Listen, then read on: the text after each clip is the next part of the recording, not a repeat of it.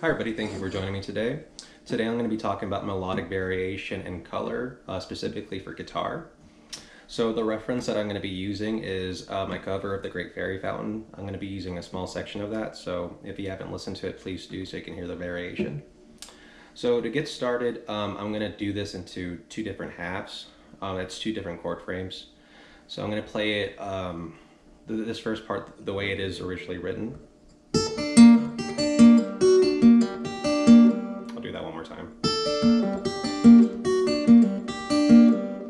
Okay, and then I'm going to do the isolated melodic line.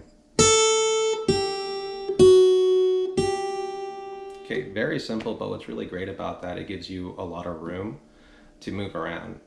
So the reason I played the original is I wanted you to listen to the harmonic content. When it comes to doing variation and adding color, you have to keep in mind what's actually harmonically already there. So it gives you kind of like a basis on how you can color and how you can add texture. So in this example, we're in G minor. So what I decided to do for variation and technique, I added tapping, this tapping bit. And what that forms is just a G minor 6/9 chord voicing that I came up with. It's really cool to really mess around with extensions and really add your own color, but just to really keep in mind what's going on. It's G minor. And the reason I added that 9 especially is because if you think of, okay, we know the chord, which is this G minor. Our first melodic note is an A, which would be the ninth to that chord.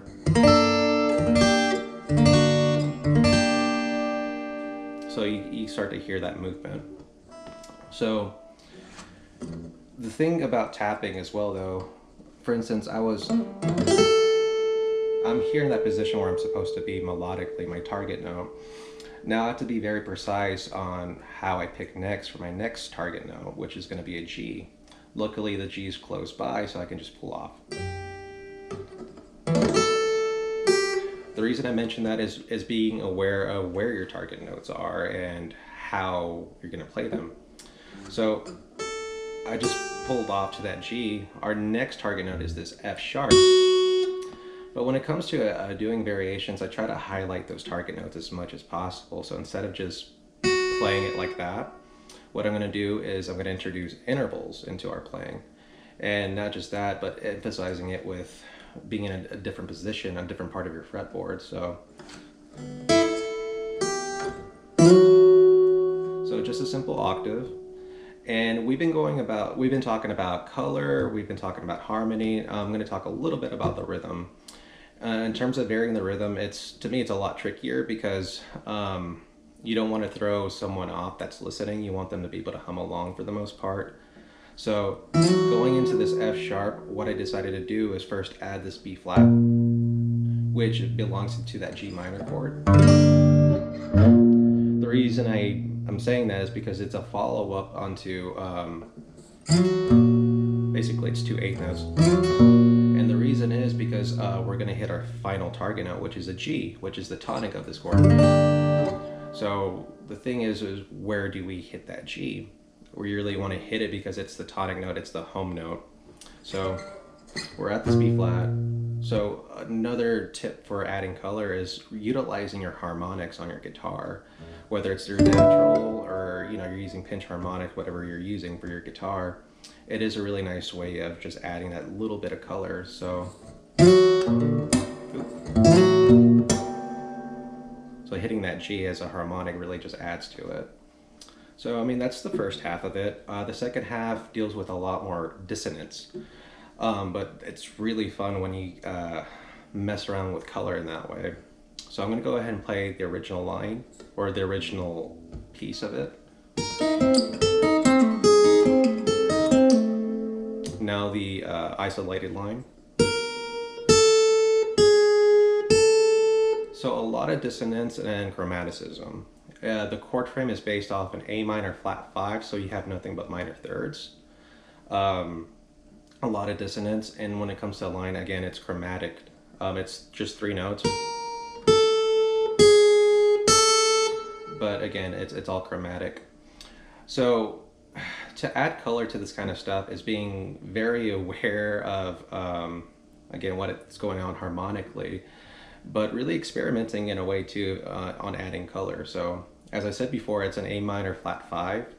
So what I decided to do is outline a bunch of notes from an A minor frame, but I completely avoided that flat 5 because it's so dissonant, because I wanted to focus on color. So instead of that flat 5, again, I experimented and I was just listening to it. I added a raised 6. So what happens when you have a minor scale and you raise the 6th degree, you get a Dorian mode. And that's essentially what happens is this F sharp gives it that Dorian feel on top of it, at least linearly. So after that, building to, you're building anticipation to that target note. So our next 2 notes are chromatic. It's a half step down, then a half step down. Now, what we're going to do is use some technique. Now, we could just go down,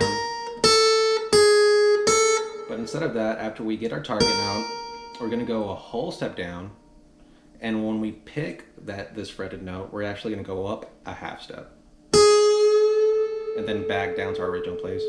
So, originally it's...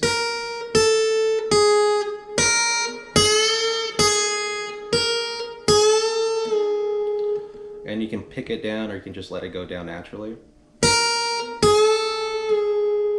And our last target note, I just hit it as an octave.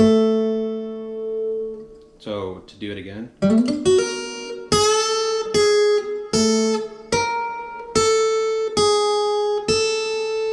So yeah, those are just some different examples that you can use for melodic variation. Now, I know I didn't get too technical when it comes to the different forms of melodic variation, and I like to do that in upcoming lessons.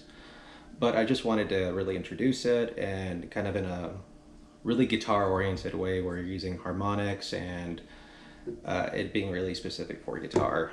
Thank you guys so much for listening. If you have any questions, please let me know. Please like and subscribe, and please have a wonderful day. Thank you.